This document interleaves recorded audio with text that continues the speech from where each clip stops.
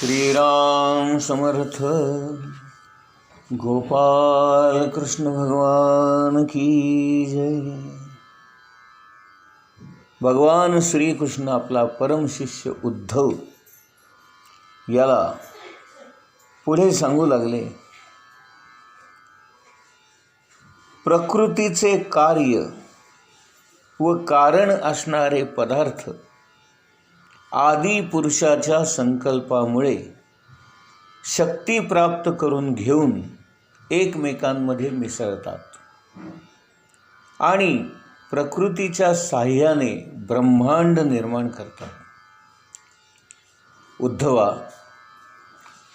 जे लोक तत्वांची संख्या 7 मानतात त्यांच्या विचारसरणीनुसार पंचमहाभूते, जीव आणि परमात्मा अशी 7 तत्वे ते मानतात।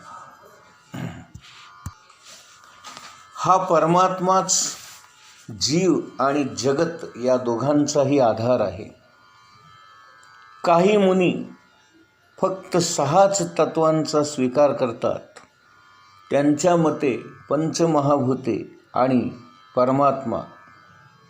परमात्माच आपण निर्माण केलेल्या पंचमहाभूतांनी युक्त होऊन सृष्टी निर्माण करतो आणि त्यामध्ये जीवरूपाने राहतो। काही जण 4च तत्वे आहेत असं मानतात, ते म्हणजे आत्मा, तेज, जल आणि पृथ्वी। काही लोक तत्वांची संख्या 17 सांगतात। पंचमहाभूते, 5 ज्ञानेंद्रिये, 1 मन, 1 आत्मा आणि पंचमहाभूतांच्या 5 तन्मात्रा। काही जण तत्वांची संख्या 16 सांगतात।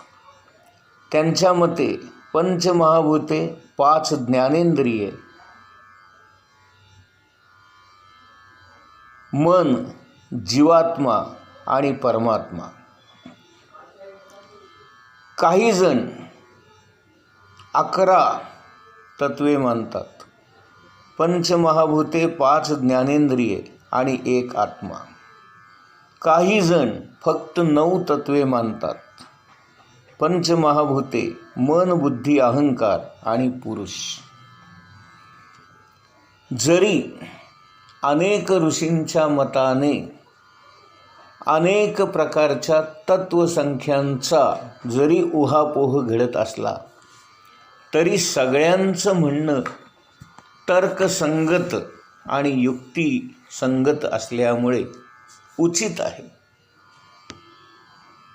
उद्धव म्हणाला, हे कृष्णा, जरी स्वरूपतः प्रकृती आणि पुरुष हे एकमेकांपासून सर्वथैव वेगळे असले तरी सुद्धा ते एकमेकांमध्ये मिसळून गेल्यामुळे प्रकृतीमध्ये पुरुष आणि पुरुषामध्ये प्रकृती आहे असंच वाटतं। हे कमलनयना, माझ्या मनामध्ये एक संशय निर्माण झालेला आहे की ही भिन्नता आणि अभिन्नता, तर आपण माझ्या या संशयाचं निराकरण करा। हे प्रभू, आपल्याच कृपेने जीवांना ज्ञान प्राप्त होते आणि आपल्याच अविद्येने त्यांच्या ज्ञानाचा नाश होतो।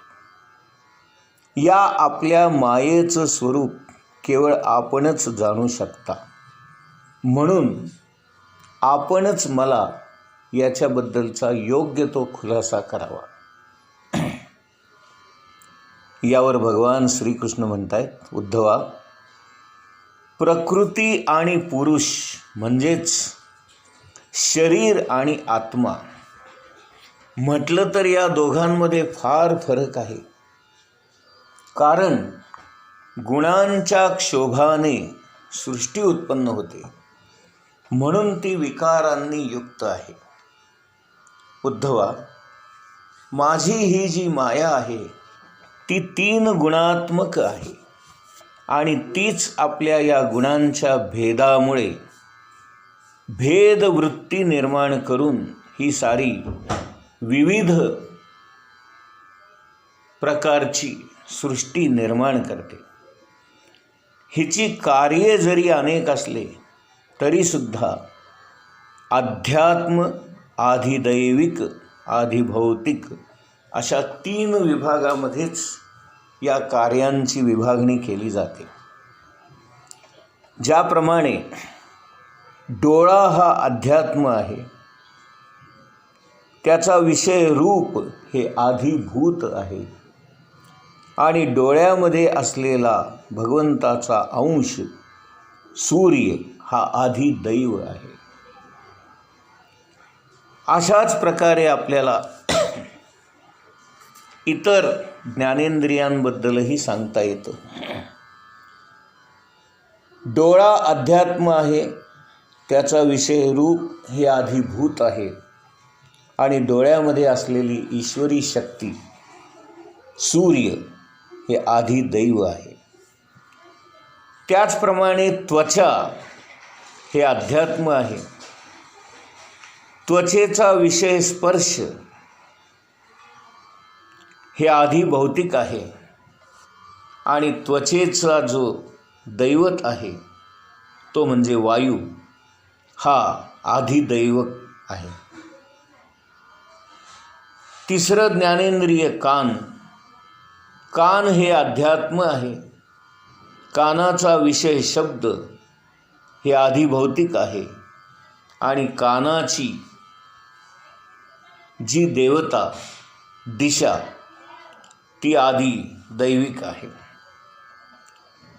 चौथं इंद्रिय जीभ ही अध्यात्म आहे, जिभेचा विषय रस हे आधिभौतिक आहे आणि जिभेची देवता वरुण हे आधिदैविक आहे. 5वं ज्ञानेंद्रिय नाक हे अध्यात्म आहे, त्याचा विषय वास हे आधिभौतिक आहे आणि नाकाची देवता अश्विनी कुमार ही आधिदैवक आहे. त्याच्यानंतर सर्व इंद्रियांवर ताबा ठेवणारं मन म्हणजेच चित्त हे अध्यात्म आहे. चित्ताचा विषय चिंतन मनन हे आधिभौतिक आहे आणि त्याचा अंशरूपी भगवान वासुदेव हा आधिदैविक आहे. हे तिघेही एकमेकांच्या आश्रयाने राहतात, परंतु आकाशामध्ये असणारा सूर्य एकच असून स्वयंसिद्ध असून स्वयंप्रकाशी असून अनेक पात्रांमध्ये तो ज्याप्रमाणे प्रतिबिंबित होतो त्याप्रमाणे आत्मासुद्धा स्वयंप्रकाशी स्वयंसिद्ध असा एकच असतो आणि तोच आत्मा अनेक देहामध्ये प्रतिबिंबित होतो. आत्मा या 3ही भेदांचं मूळ कारण असल्यामुळे त्यांच्यापेक्षा वेगळा असतो. तो स्वयंप्रकाशी असल्यामुळे आपल्या प्रकाशानेच तो सर्वांना प्रकाशित करतो. अशा प्रकारे 5 ज्ञानेंद्रिये, त्यांचे विषय आणि त्यांच्या देवता हे 3 भेद आपण पाहिले. या प्रकृतीपासूनच महत्तत्व आणि महत्तत्वापासून अहंकार उत्पन्न होतो आणि म्हणून हा अहंकार गुणांच्या क्षोभानेच उत्पन्न झालेल्या प्रकृतीचेच कार्य आहे असं समजावं. या अहंकाराचे पुन्हा 3 भेद होतात. सात्विक अहंकार, त्याला वैकारिक असं आपण म्हणतो, विकार. राजस अहंकार, ऐंद्रिय आणि तामस अहंकार. या तामस अहंकारातूनच अज्ञान निर्माण होतं आणि या अज्ञानातूनच सृष्टीच्या विविधतेचे कारण असणारं हे सारं जगत निर्माण होतं.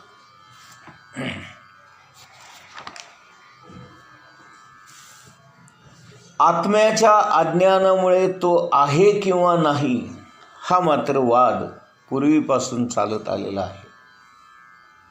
पदार्थांविषयीची भेदबुद्धी आत्म्याच्या अज्ञानामुळेच असते. ज्ञान स्वरूप अशा मला जे लोक विन्मुख असतात त्यांचा हा वाद कायम सुरू असतो. अशा प्रकारे भगवंतांनी हा तत्वविचार सांगितल्यानंतर उद्धव म्हणाला, भगवान, ज्या लोकांना आत्मज्ञान नसतं त्यांना या विषयांची कल्पनासुद्धा करता येणार नाही आणि बहुतेक सर्व लोक आपल्या मायेत गुंतल्यामुळे हे जाणू शकत नाहीत. म्हणून आपणच या रहस्याचा उलगडा करून मला स्पष्ट सांगावं.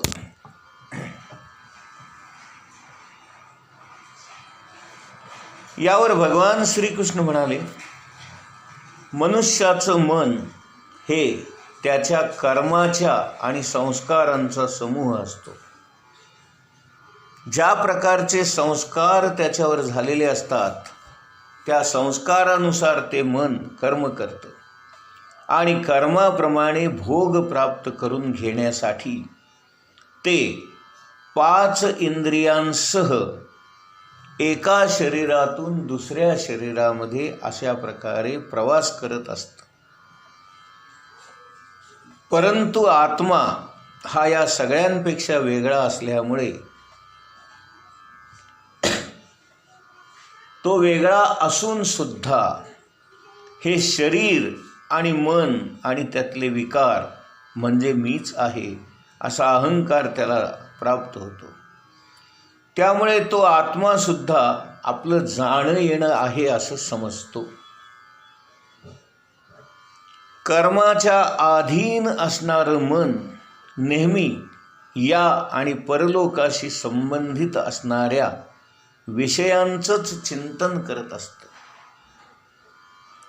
नवीन देह प्राप्त झाल्यानंतर नवीन विषय प्राप्त होतात आणि त्या नवीन विषयामध्ये तल्लीन झाल्यामुळे जीवाला आपल्या मागच्या म्हणजे पहिल्या देहाचं विस्मरण होतं.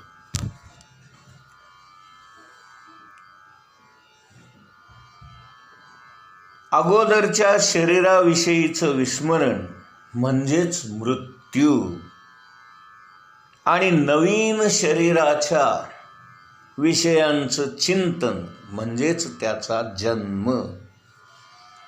म्हणून हे उद्धवा, आजवर प्रत्येक प्राणीमात्रांना अनेक जन्म प्राप्त झालेले आहेत आणि त्या त्या जन्मामध्ये त्यांना अनेक प्रकारची शरीरं प्राप्त झालेली आहेत.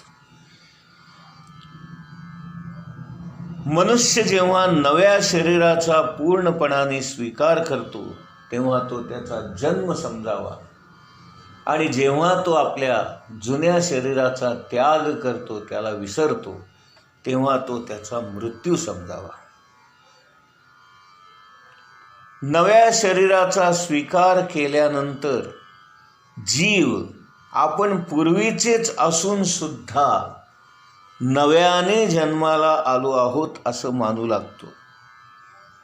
मनाच्या या निरनिराळ्या देहाविषयीच्या अभिमानामुळे आत्म्याच्या ठिकाणी उत्तम, मध्यम आणि अधम असा नसलेलाच भेद उत्पन्न होतो. आत आणि बाहेर दोन्ही ठिकाणी हा भेद उत्पन्न होतो.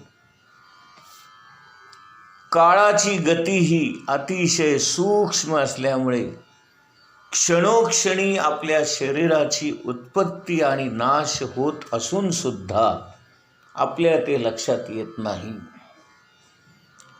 ज्याप्रमाणे आपण दिव्याची ज्योत पाहत असतो, ती ज्योत जरी आपल्याला दिसत असली तरी एका क्षणानंतर ती संपूर्ण ज्योत वेगळीच असते. पुढच्या क्षणी अजून वेगळी असते, त्याच्या पुढच्या क्षणी अजून वेगळी असते. अशा प्रकारे क्षणोक्षणी ती ज्योत बदलत असून सुद्धा आपल्याला ती एकच आहे, स्थिर आहे असं भ्रम होतो, भास होतो. आणखीन एक असंच उदाहरण म्हणजे नदी जेव्हा वाहत असते तेव्हा आपल्यासमोर नदीचं पाणी वाहताना दिसतं. आपल्याला वाटतं पाणी तेच आहे, परंतु पाणी सतत बदलत असतं. आपल्या समोर असणारं पाणी वाहत पुढे जातं आणि मागे असलेलं पाणी वाहत वाहत आपल्यापाशी येतं. असा हा प्रवाह सतत चालू असतो, परंतु आपल्याला मात्र पाणी एकच आहे, स्थिर आहे असं वाटतं. अवस्था बदलत असतात, त्याप्रमाणे शरीराच्या सुद्धा अवस्था बदलत असतात. शरीराचं आयुष्य सुद्धा बदलत असतं. ज्योतीचा हा दिवा आहे, प्रवाहामधील पाणी तेच आहे असं समजणं जसं खोटं आहे, त्याचप्रमाणे अविवेकी माणूस हा मनुष्य आहे तोच आहे असं आपण मानतो, हे सुद्धा म्हणणे चुकीचंच आहे. कारण आज जे आपण आहोत आणि उद्या जे आपण असणार आहोत याच्यामध्ये फरक असतो. कालचा मी आज नाही आणि आजचा मी उद्या नाही, परंतु तरीसुद्धा आपण वर्षानुवर्ष तोच मी आहे असं मानतो आणि हाच आपला भ्रम आहे. गोपाल कृष्ण भगवान की जय.